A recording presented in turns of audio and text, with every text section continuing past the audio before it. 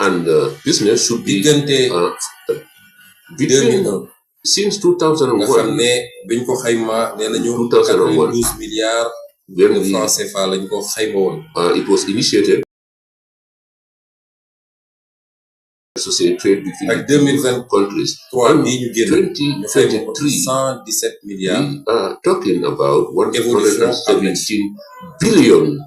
waaye ba léegi ñëw na There has been ndax a diggante lot of ñaari réew evolution, and it waroon should na be stated dépasser that waroon na nekk this des figure centaines et des should centaines have been de milliards de hundreds dollars. and hundreds waroon and ko hundreds, mën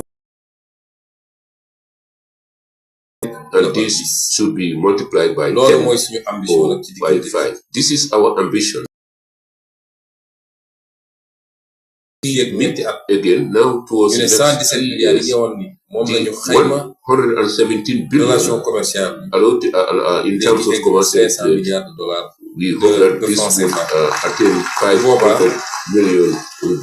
At that bu time, boobaa dinañu gën a at firndeel that time, li nga xam ko jëriñ Gambia we will be ñaari réew yi concentrating on ay benefits chiffres ak ay statistiques mu ko and statistics and data te ñu have mun koo def shown nag this. ci domaine yëpp. And wax nañu this ci can be done agriculture. in all fields. We have talked about agriculture waaye here, infrastructure yaa ngi but then we have infrastructure. énergie bi nga xam ne waxtaan We nañ ci kanam have ci OMVG bi. energy. We have talked a lot about energy during the OMVG meeting. Is here in both Transport bi. countries. The transport sector, nga xam ne lu mënut a ñàkk la which is indispensable between the Transport Gambia terrestre. and Senegal. ci suuf si Land transportation, transport maritime maritime ndax benn transportation, port bi kese la because we all have Transport one fluvial. coast and then river waaye transportation, transport aérien but also air loolu lu mënul a ñàkk la transportation. lu ñu war a développer la All these above Ci wàllu sectors tourisme. should be developed. When it comes to tourism ak ci wàllu and when économie it comes to the digital economy, ci secteur industriel bi the industrial sector, hydrocarbures yi nga xam ne tey the oil sector today, oil Jot nañu. products, nee ñu ko gisee the way we have ci seen it, Sénégal in noonu la Sénégal, tamit fii ci Gambie ndax même bassin bi la availability of xanaa oil kay products in prospection Senegal yi should be the moom same as in Senegal, waaye because même it's the bassin same bi la person. Maybe it's the Moo prospective ëppale nord ba ci platform which is different, di nga fa fekk but la then même chose from the north ci to the wàllu south, pêche bi you will find oil napp gi products. Now, when it comes to fisheries, yooyu yëpp di ay secteurs yoo all the above secteur potentiel yu am solo la potential ñu war ko mën a gën a ful sectors, and we Sénégal should be ak able Gambie. to enhance them between Senegal waaye and léegi the Gambia. ci But also, exposé moom uh, directeur général APIX dafa wax ni like in his presentation, the ñun Director lu ñu General gisee of APIX renforcement said du the rek manner diggante Banjul in which we ak Dakar. enhance the relationship between Banjul parce que ñun bu and ñëwee dañu Dakar, lenn ci suñuy problème because mooy when we came, what suñu we politique had yëpp dañ our koy heart was xalaat that all tënk our ko policies would à be partir de suñu taught capital from our réew nag boo capital. ko bëggee développer But then, if you want to develop il the faut fépp country, foo dem ci réew mi everywhere you nga go fekk fa in à peu the près même niveau de country, développement you have to have the same ñu ne kon level Sénégal yemul of ci Dakar development. So Senegal, Dakar is not, Senegal tax does not suñu stop at Dakar. programme So de consequently, transformation bi ñu war a our yóbbu 2050 transformation program to dañoo 2025 xaaj juróomi pôle ak ñett 8 hubs, pôle yooyu nag and these hubs, benn bu nekk dafa war a doon un Each foyer de of développement them should be a cradle boo xam ne of dañ koy xalaat development, ak ni ñu koy tënk so that ni the ñu koy way doxalee we think about it, the way we mënul showcase toog it, Dakar rek would not di ko mean xool somebody à l'image staying Dakar in Dakar and waaye seeing dañuy things jël from the en prism compte of Dakar, réalité but boobu they should take into account the realities jàpp of nag that hub. So pôle we yi nga xam believe ne pôle that the holes or frontalier the lañu hubs, the border hubs, soo jëlee lu mel ni if Gambie you take, for example, the dafa am Gambia, frontière ak li ñuy wax ñun pôle centre nga xam ne it dafa has a boole border région de with the Kaolack central ak hub Kaffrine that is between the ak Fatick. region of Kaolack, Kaffrine, Loolu côté and nord Fatick. This is on the northern waaye mu part. am But then également frontière there- ak pôle sud Gambia also has nga a xam ne frontier moo boole with the and Seju. ñu jàpp ni nag We bu ñuy believe xalaat ci développement that if we want suñuy to diggante talk about warul doon development rek amongst our two diggante countries, Banjul ak it should Dakar not only be between ay the gis yu mel capital, nii waaye dafa war a Banjul, doon concrètement sur le Dakar, terrain but it should happen pôle concretely yooyu on the naka ground. la ñuy liggéey So those poles, ak those Gambie bi nga hubs, xam ne moom la ñu how am frontière can they work with the Gambia on the border areas. It is part of our agenda. We have to have cross-border economic zones, which would be managed by that first and foremost would bring together the national private sector, but also would bring foreign investment. And there are rules that govern these hubs, and this would be a win-win partnership. So let us work in that spirit, and whatever we do, each country. This is why we are saying that the second edition of this trade and investment forum that we are convening here today is just an extension of what we have done. But then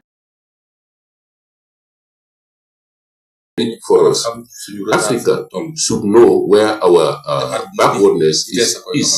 And we have what others have been doing in 1 day. We Africans, we are want to do it in 2 months. This explains why we are behind. Cooperation should be done on a day-to-day basis, not only during from one summit to the other. This is the crux of the matter. This is why the Secretariat, Permanent Secretariat headquarters in Gambia, and the country, each country will appoint their representative. And God willing, we will infuse more dynamism into the Secretariat. We will give it the necessary wherewithal so that it will play its rightful role, the role of liaison, facilitation, and fast-tracking of relationship between the two countries.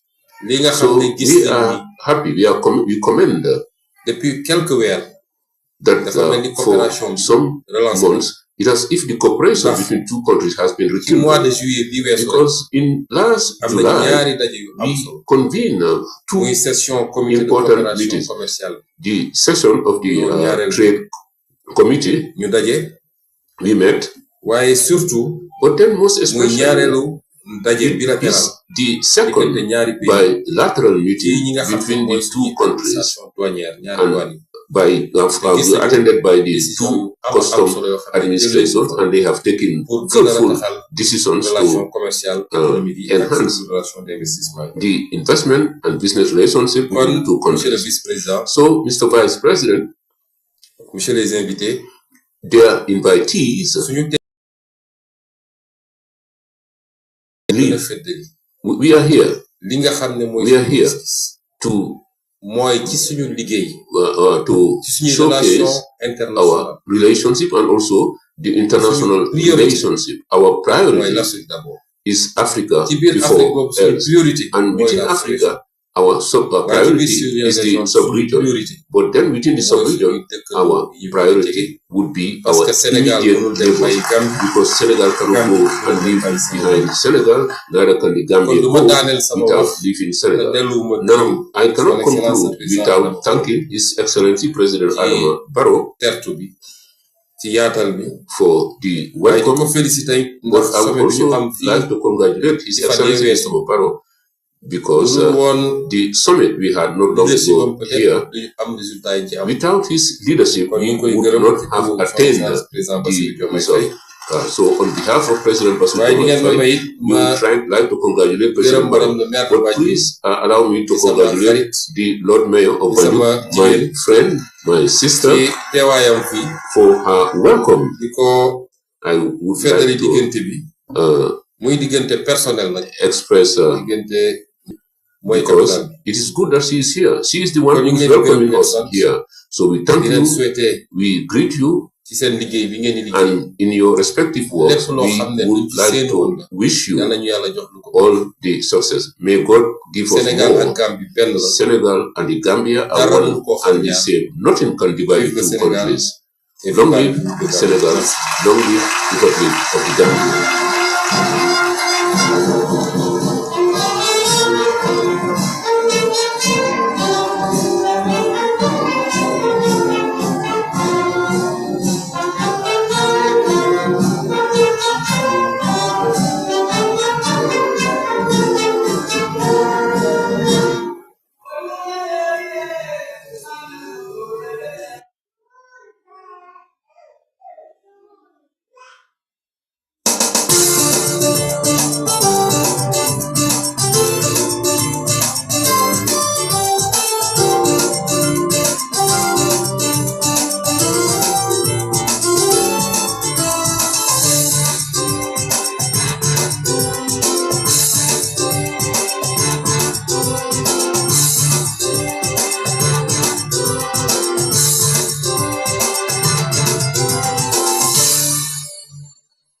very keenly fought election 2024 in the Republic of Ghana. The dust has settled, leaving in its wake a massive defeat for the governing party, a concession from the candidate who represents the incumbent party or the party in office, and a return to power of John Dramani Mahama, the former president who has been vice president.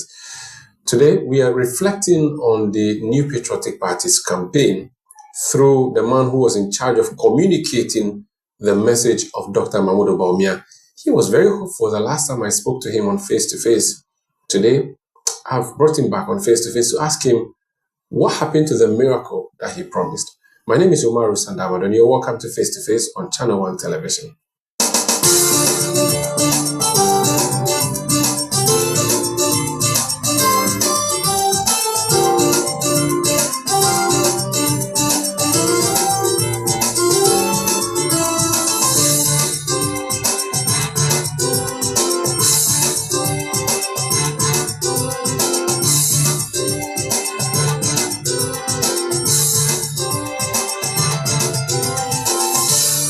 My guest on Face-to-Face, I always try to remind him, was a DC for a small place in the Eastern region.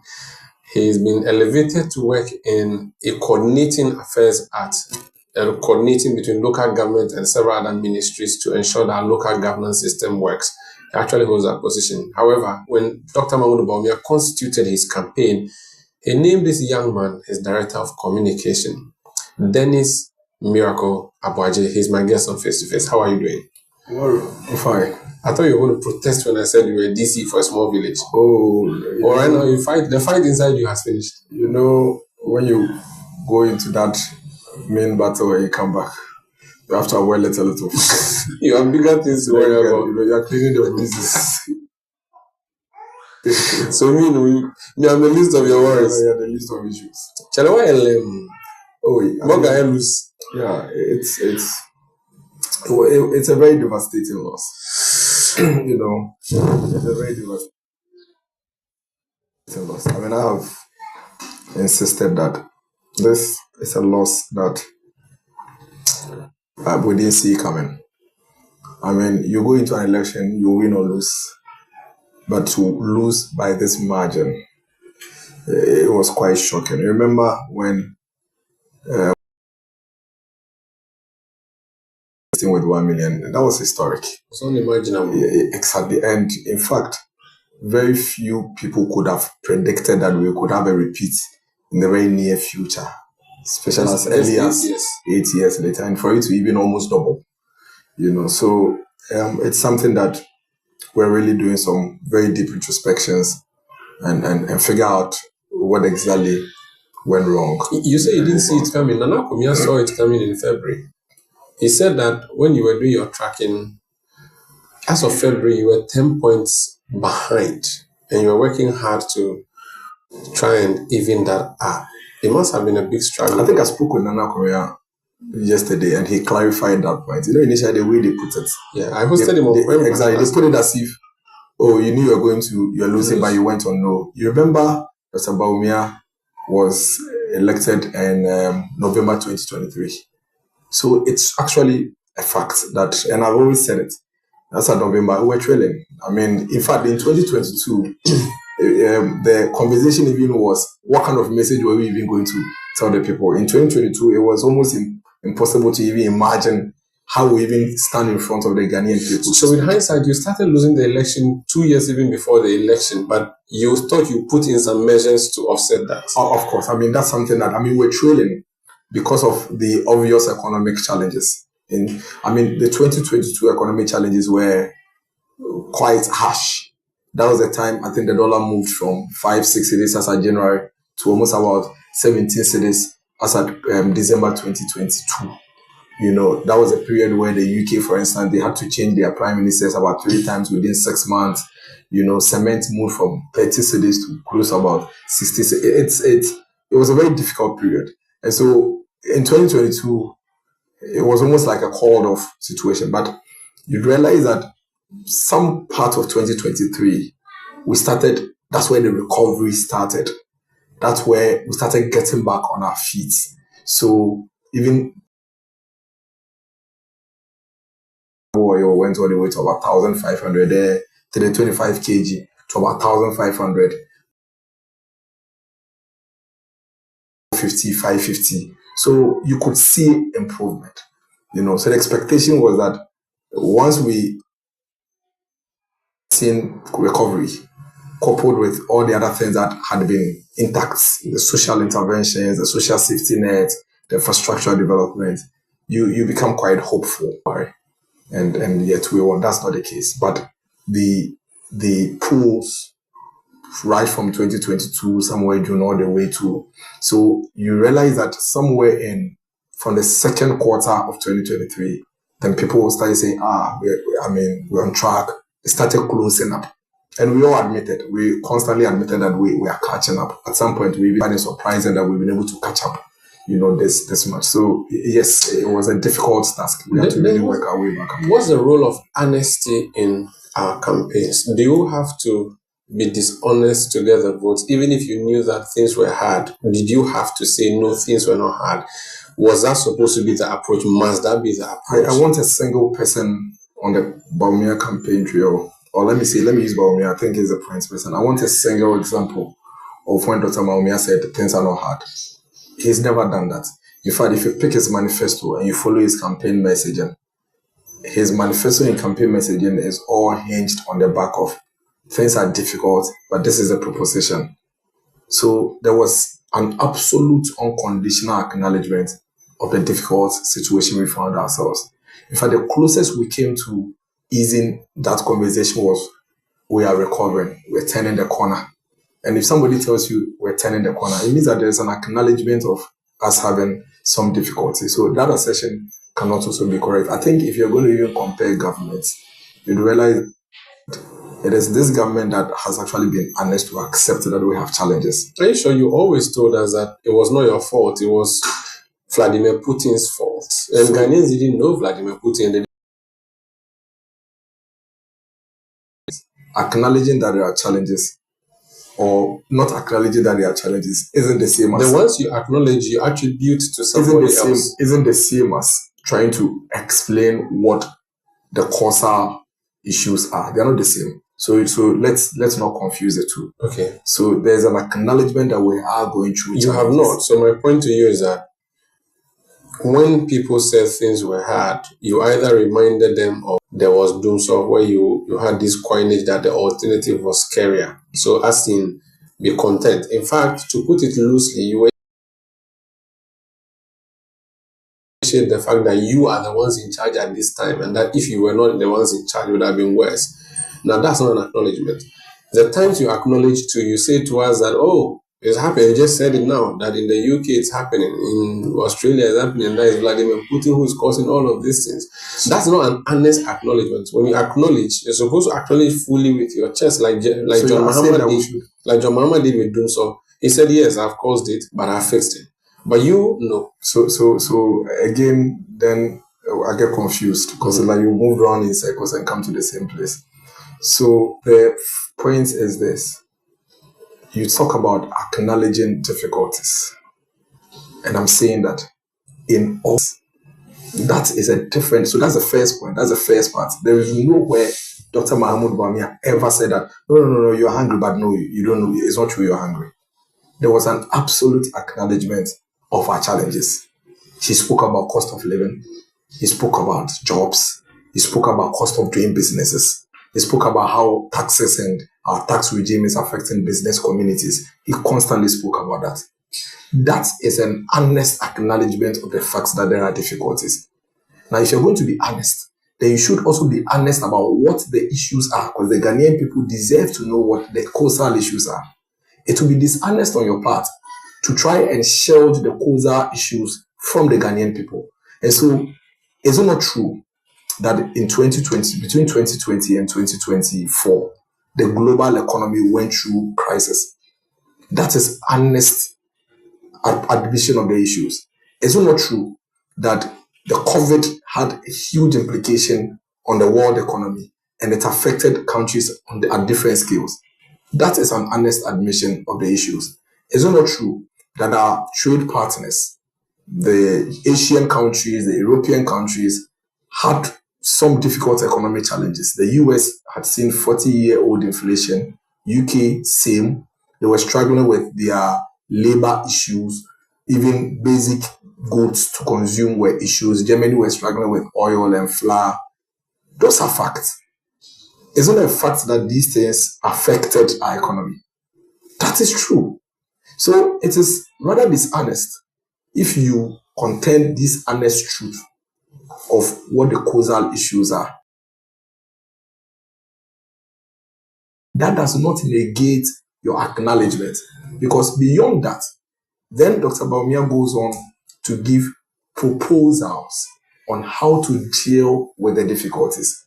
If you are not acknowledging the issues, why or how would you, tailor propositions for these things? So we need to understand that it is difficult for you to be explaining to somebody why he's hungry. But once you admit and acknowledge that the person is hungry, you have fulfilled that concern you had. But the person is not open to you telling him why he's hungry. He just wants food. But it is nowhere close to dishonesty if you still go ahead to tell the person that the reason why you are hungry is because, and as a result of that, I am proposing to, let's be fair to the conversation in that Let's go back to the issues. Was it a difficult campaign to prosecute now that you have finished the campaign? Was it a difficult campaign to prosecute, to put Dr. Baumia back in the Jubilee House? Difficult in so many aspects. So first of all, you would realize that no political party in this country has been able to do a third term. That one in itself is a first barrier. I mean, so by the time you hit the eighth term, you have a lot of things to contend with. In fact, I think we had a growing population of close to between 2.5 to 3 million who had never experienced your opponent. And so if they are going to appraise and make a decision, they are only making appraisal on you. And they have no way to compare. But election is about comparison and making a better choice. So you have to contend with that number. That's a huge task. For you to even be able to get the 18-year-old that was 8 years old during President Mohammed's first was 10 years old when you took over. For him to understand. So it was a difficult. And then you have to now contend with the issues of the economy. People cannot afford the basic things. And you have to explain to people that yes, it's gone up, but still give it to me. Or I'm the one in office, but still give it to me, and when I come out, bring it down. It was a difficult. There was this slogan NDC people kept repeating that my government is bad, but my government will be better. How were you able to maneuver your way out of that? So it was an easy campaign for them. Very easy, and it made it very difficult for us. Like you sought to find out. So, because, I mean, I am in government. The prices of cement have moved from 30 cedis to 95 cedis. The reasons why prices of cement have moved from 30 to 90 is hugely based on the forex. Right? And you are in charge. And I am in charge. And the reason why forex is the way it is based on because of the global economic challenges and difficulties. But I have a proposal on how to deal with it moving forward. I am contending against an opponent that is outside government. And all he is saying is that vote against him and let me come. He doesn't have to say anything else. He doesn't have to say anything else. All he has to say is that, and that is why that coinage was easy. He's the guy. Why are you still listening to him? If he has any solution, you should bring it now. You attempted as a campaign, and I don't know if this is something you're going to admit, to decouple Dr. Baumia, the candidate from Dr. Baumia, the vice president in the Akufo-Addo government. How easy or difficult was that? I think it's post-elections. Everybody would say it shouldn't be a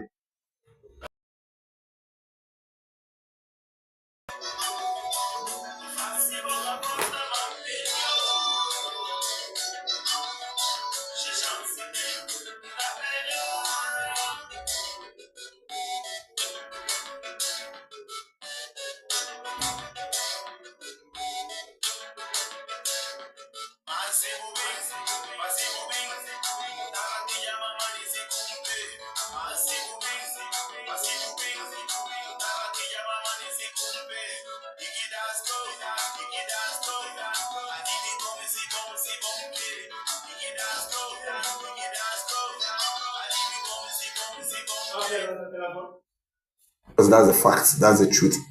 But in the midst of the